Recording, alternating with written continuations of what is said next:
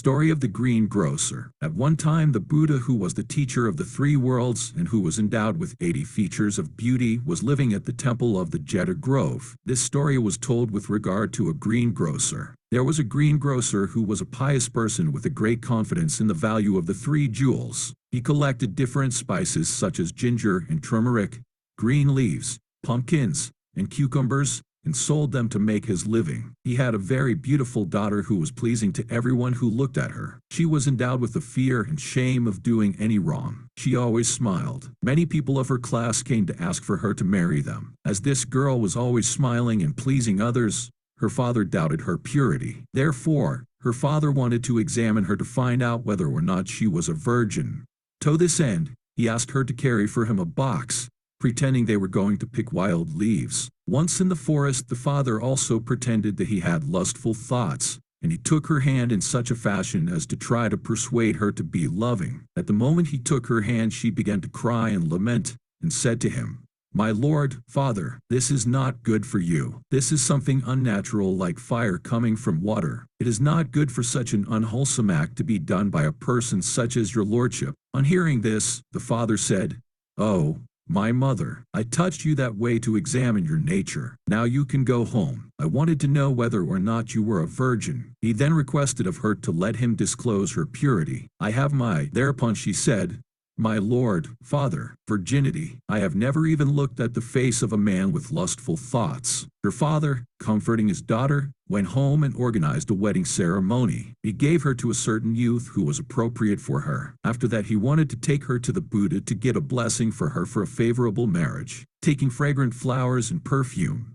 he went with her to Jeta Grove and gave respect to the Buddha. They sat by the side of the Buddha to talk to him. The omnipresent one asked, "Why did you come so late?" And he explained to all a story of what had happened before. The Buddha said, "This girl for a long time has lived with such virtuousness. You not only examined this girl in this life, but in the past also." The father requested the Buddha to tell to him the story of the past, and the Buddha did so. Long ago in the past, when King Brahmadatta was ruling in Benares, the enlightenment being was born in a forest as a forest deity. There was a certain man called Greengrocer, Panika. The story was the same as today. When he touched the hand of the girl, she said while crying and weeping, "When I was suffering with physical and mental pain, you, Lord Father, were my refuge. At this moment, such a noble father is planning to hurt me in such an unnatural, unwholesome way in the middle of this forest. To whom am I to take refuge by crying when alone in the middle of this forest? The father who was my refuge is now going to do a rough and unusual crime. Because of this saying, whose name,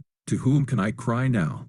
And she cried loudly, calling to the tree deities. Then that girl's father, consoling her, said, "My little mother, do not be afraid. You are perfectly fulfilling your purity as a virgin." Upon hearing this, she said, "Yes, my father, I have indeed fulfilled your desire for me to be a virgin." And the father returned home and arranged a wedding ceremony. He gave her to a very good young man. Disclosing this incident, the fully enlightened one, the master explained the Four Noble Truths and thus finished the story of Greengrocer, Panika. At the end of the explanation of the Four Noble Truths, the father attained the stream entrance state of mind. The Buddha said, "The daughter at that time was the same as the daughter today. This was seen by me as a tree deity." The moral: once a virtuous person, always a virtuous person.